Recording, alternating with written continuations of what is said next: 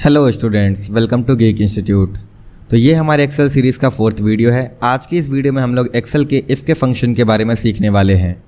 Excel में जो if का फंक्शन है वो बहुत ही पॉपुलर फंक्शन है जो कि हमें लॉजिकल कंपैरिजन करने की क्षमता प्रदान करता है। एक्सेल के इफ़ स्टेटमेंट के दो रिजल्ट हो सकते हैं। जो पहला रिजल्ट होता है वो डिपेंड करता है हमारे कंपेरिजन के ट्रू होने पे, और सेकंड जो रिजल्ट आता है वो हमारे कंपेरिजन के फॉल्स होने पे डिपेंड करता है कि अगर वो फॉल्स होगा तो सेकंड रिजल्ट आएगा और फर्स्ट वाला ट्रू पे। कुछ इस प्रकार के एक्सेल के इफ़ स्टेटमेंट का या इफ़ के फंक्शन का सिंटैक्स होता है। हम लोग पहले इक्वल टू का सिंबल ऐड करते हैं, फिर हम लोग इफ़ लिखते हैं। इसके बाद लॉजिकल टेस्ट परफॉर्म जो भी हमें करना होता है वो हम लोग यहाँ पे देते हैं। उसके बाद अगर ये टेस्ट ट्रू होता है, मतलब ये सही होता है जो भी हम टेस्ट परफॉर्म करेंगे, तो यहाँ पे हम वो वैल्यू दे सकते हैं जो हमें दिखाना हो, और इसके फॉल्स होने पर जो वैल्यू हमें दिखाना है वो हमें यहाँ देना होता है कॉमा ऐड करने के बाद।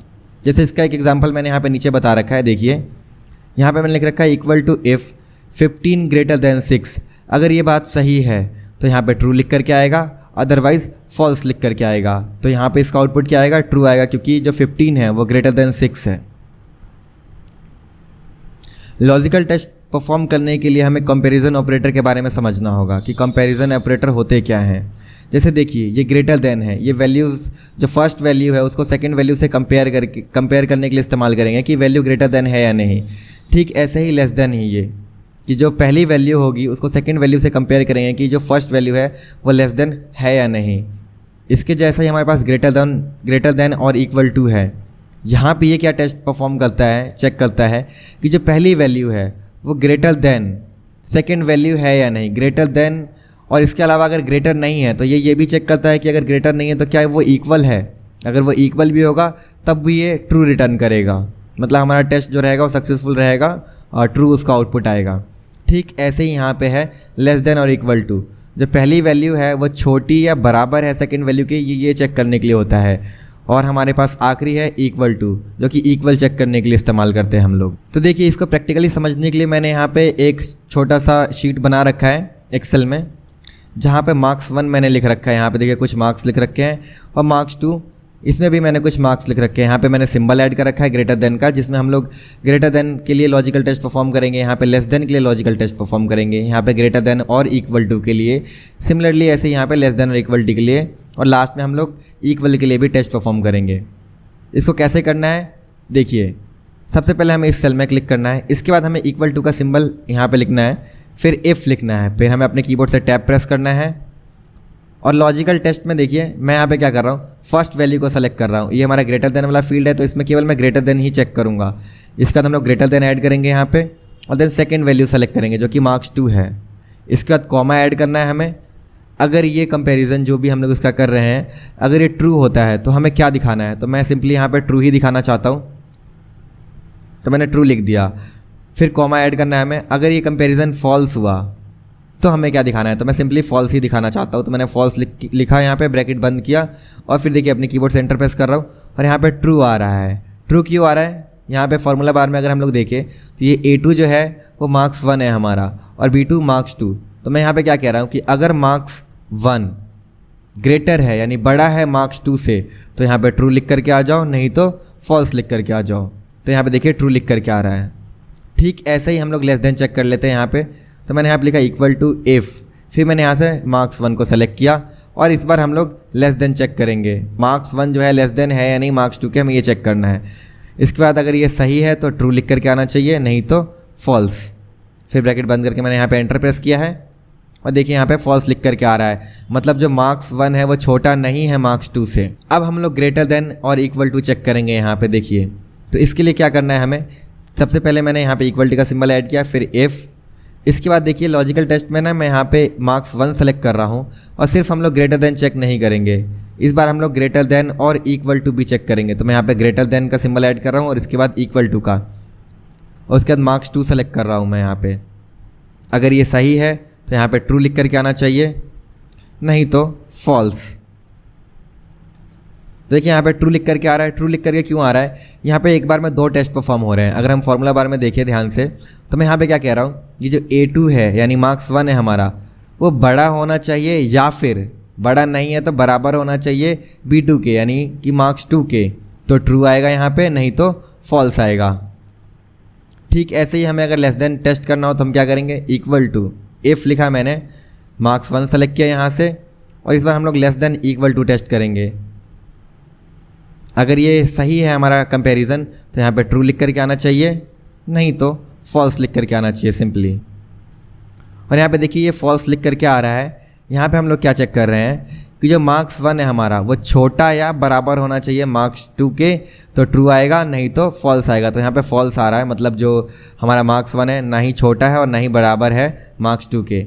यहाँ पे इक्वल टू हमें चेक करना है, तो देखिए यहाँ पे क्या कर रहा हूँ मैं लिख रहा हूँ इक्वल टू इफ़, फिर मैंने यहाँ से मार्क्स 1 सेलेक्ट कर लिया है, फिर इक्वल टू का सिंबल ऐड किया मैंने और यहाँ पे मार्क्स 2, इसका कॉमा लगाया मैंने, फिर मैंने लिखा ट्रू और फिर फॉल्स, कि अगर जो A2 है यानी मार्क्स 1 है हमारा, अगर वो मार्क्स 2 के बराबर है तो ट्रू आएगा, नहीं तो फॉल्स आएगा। और यहाँ पे देखिए फॉल्स आ रहा है। अभी क्या करता हूँ मैं, इन सभी को सेलेक्ट करके फिल डाउन कर दे रहा हूँ मैं, या फिर यहाँ से ड्रैग करके भी हम लोग यहाँ पे ला सकते हैं ऐसे। देखिए सभी में ट्रू फॉल्स आ गए हैं यहाँ पे। जैसे यहाँ पे हम लोग देखें तो यहाँ पे क्या आ रहा है, फॉल्स आ रहा है। यहाँ पे हम लोग क्या चेक कर रहे हैं, जो फॉल्स आ रहा है हमारा, कि जो मार्क्स 1 है वो बड़ा या बराबर है मार्क्स 2 के, तो ट्रू आएगा, नहीं तो फॉल्स। तो देखिए मार्क्स 1 यहाँ पे छोटा है मार्क्स 2 से, तो यहाँ पे फॉल्स आ रहा है। ठीक ऐसे ही अगर हम लोग यहाँ पे देखें तो यहाँ पे भी 93 है, यहाँ पे भी 93 है, और यहाँ पे देखिए ट्रू आ रहा है, क्योंकि हम लोग यहाँ पे कंडीशन क्या चेक कर रहे हैं, इस वाले की बात कर रहा हूँ मैं, इस वाले लाइन के, कि जो मार्क्स 1 है वो बड़ा या बराबर है मार्क्स 2 के, तो ट्रू आना चाहिए, नहीं तो फॉल्स आना चाहिए। तो देखिए यहाँ पे मार्क्स 1 जो है बड़ा तो नहीं है बट बराबर है मार्क्स 2 के, इसलिए यहाँ पे ट्रू आ रहा है। और यहाँ पे देखिए इक्वल टू में अगर हम लोग देखने जाए तो यहाँ पे देखिए ट्रू आ रहा है, यहाँ पे ट्रू आ रहा है, क्योंकि दोनों मार्क्स बराबर हैं। देखिए इसका मैं आपको एक और एग्जांपल दिखाता हूँ। तो इसके लिए मैंने यहाँ पे एक मार्कशीट बना रखा है, जहाँ पे कुछ सब्जेक्ट्स मैंने यहाँ पे लिख रखे हैं, 6 सब्जेक्ट्स हैं, और यहाँ पे रोल नंबर है, नेम है और 6 सब्जेक्ट्स है। यहाँ पे सबसे पहले हम लोग टोटल निकाल लेते हैं सम के फॉर्मूले से, जो कि हमने अपनी पिछली वीडियो में सीखा था। तो मैंने लिखा इक्वल टू सम, इसके बाद हमें इन सभी सब्जेक्ट्स को सेलेक्ट कर लेना है। मैंने कर लिया, ब्रैकेट बंद करके मैंने एंटर प्रेस किया, तो देखिए ये मार्क्स आ गया हमारा। परसेंटेज निकालना है तो हम लोग सिंपली परसेंटेज निकाल सकते हैं। जैसे हमारे पास 6 सब्जेक्ट है तो हम इसको सिंपली 6 से डिवाइड कर देंगे तो आ जाएगा, नहीं तो फिर हमें इसको 600 से डिवाइड करना है, मल्टीप्लाई करना है 100 से, तो भी ये परसेंटेज हमारे पास यहाँ पर निकल के आ जाएगा। तो ये कुछ टफ कैलकुलेशन नहीं है, तो आप 6 से डिवाइड कर दे या 600 से डिवाइड करके 100 से मल्टीप्लाई कर देंगे, तब भी परसेंटेज यहाँ पे आ जाएगा। अभी मैं क्या करता हूँ, इनको फिल डाउन कर लेता हूँ अपने कीबोर्ड से कंट्रोल D प्रेस करके। और देखिए अब मैं क्या चाहता हूँ कि जिन भी स्टूडेंट का परसेंटेज 33 से ज़्यादा है उनके लिए यहाँ पे रिजल्ट में पास आना चाहिए, और जिनका 33 से कम है उनके लिए फेल आना चाहिए। तो इसके लिए हम लोग क्या इस्तेमाल करेंगे, हम लोग ग्रेटर देन और इक्वल टू का इस्तेमाल करेंगे, कि जिन भी स्टूडेंट्स का जो परसेंटेज है वो ग्रेटर देन और इक्वल टू 33 होना चाहिए, मतलब बड़ा या बराबर होना चाहिए 33% के, तब वो पास है। अगर 33% से कम है तो वो फेल है। मतलब क्या है कि अगर उसका परसेंटेज जो है 33 भी आ रहा है तो वो पास है। तो देखिए इसको हम लोग कैसे लिखेंगे, तो इसके लिए लिखना है इक्वल टू इफ़, फिर अपने कीबोर्ड से टैब प्रेस करना है। यहाँ पे मैं ये परसेंटेज सेलेक्ट कर रहा हूँ जो 16.67 है। अब मैं यहाँ पे सिंबल ऐड करूँगा ग्रेटर देन और इक्वल टू का, इसका बाद हम लोग नंबर लिख देंगे 33। ये हमारा जो है हम कंपेयर कर रहे हैं कि जो J2 सेल में जो वैल्यू है क्या वो ग्रेटर देन और इक्वल टू 33 है। अगर है तो हम लोग डबल कोट्स के अंदर लिख देंगे पास, तो डबल कोट्स के अंदर मैं यहाँ पे पास लिख देता हूँ। और अगर नहीं है, अगर हमारा ये टेस्ट फेल होता है, ये जो हम कंपेयर कर रहे हैं अगर ये फेल होता है, तो फॉल्स जब ये होगा तो हमें यहाँ पे क्या दिखाना है, हमें दिखाना है फेल। तो हम लोग सिंपली यहाँ पे फेल लिख देंगे। और देखिए तो डबल कोट्स के अंदर मैंने पास और फेल लिख दिया। इसके बाद हम लोग ब्रैकेट को बंद करेंगे, फिर एंटर प्रेस करेंगे। अभी देखिए मैं इसको आपको एक्सप्लेन करके दिखाता हूँ। फॉर्मूला बार पे देखिए आप, मैंने लिखा है इक्वल टू इफ़, ये J2 हमारा परसेंटेज है। अगर परसेंटेज बड़ा या बराबर है 33 के तो यहाँ पे पास लिख करके आ जाएगा, नहीं तो फेल लिख करके आ जाएगा। ये सिंपल सा टेस्ट था हमारा। अब मैं इसको फिल डाउन कर लेता हूँ कीबोर्ड से कंट्रोल D प्रेस करके। तो देखिए यहाँ पे क्या हो रहा है कि ये स्टूडेंट फेल हो गया क्योंकि इसका जो परसेंटेज है वो 33 से कम है। ये पास हो गया क्योंकि इसका जो परसेंटेज है वो 33 से ज़्यादा है, 33 से अधिक है। ठीक ऐसे ही देखिए इस स्टूडेंट में क्या हो रहा है कि 33 से परसेंटेज कम है तो ये फेल हो गया है, और इसके नीचे वाला 33 से अधिक है तो ये पास हो गया है। तो इस तरीके से हम लोग जो है एक्सेल में इफ़ के फॉर्मूले का इस्तेमाल कर सकते हैं, या फिर आप कहें तो इफ़ के फंक्शन का इस्तेमाल कर सकते हैं। तो स्टूडेंट्स आज की इस वीडियो में बस इतना ही। जल्दी मिलते हैं आपसे अगली वीडियो में।